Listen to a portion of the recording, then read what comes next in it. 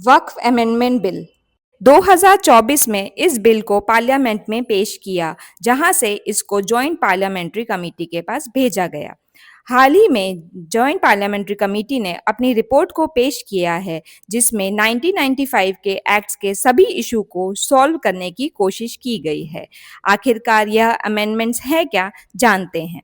पहला, ऐसे कोई भी इलीगल क्लेम से बचने के लिए सरकार ने एक रजिस्ट्रेशन पोर्टल का निर्माण किया है, जिसमें 6 महीने के अंतर्गत सारी की सारी संपत्ति को वक्फ बोर्ड को रजिस्ट्रेशन करना होगा।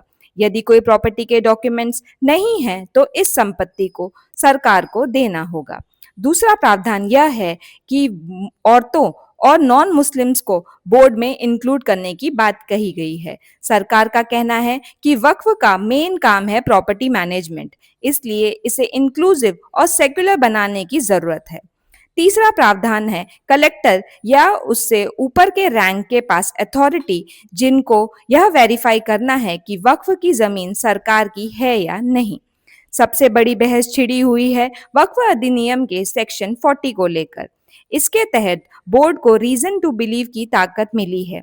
अगर बोर्ड का मानना है कि कोई संपत्ति वक्फ की संपत्ति है, तो वो खुद से जांच कर सकती है और वक्फ होने का दावा पेश कर सकती है। अगर उस संपत्ति पे कोई रह रहा है, तो वह अपनी आपत्ति को ट्रिब्यूनल के सामने रख सकता है। अगर कोई संपत्ति एक बार वक्फ घोषित हो गई, तो वह हमेशा वक्फ की रहेगी।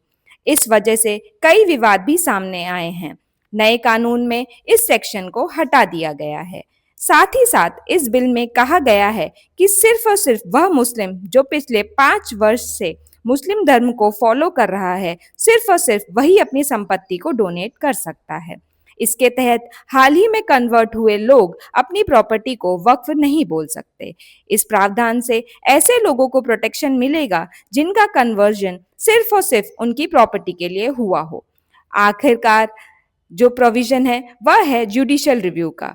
अब ट्रिब्यूनल के फैसले के अगेंस्ट हाई कोर्ट में अपील की जा सकती है।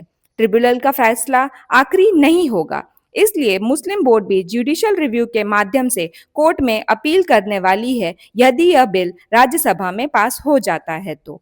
साथ ही साथ ऑपोजिशन का यह कहना है कि यह बिल के सारे provision fundamental right, that is right to religion के अगेंस्ट है, और साथ ही साथ ऑपोजिशन होने के बावजूद भी उनके रिकमेंडेशंस को जॉइंट पार्लियामेंट्री कमेटी ने इस बिल में इंक्लूड नहीं किया है। गवर्नमेंट का कहना है कि ऑपोजिशन यह सिर्फ और सिर्फ वोट बैंक के चक्कर में कर रही है।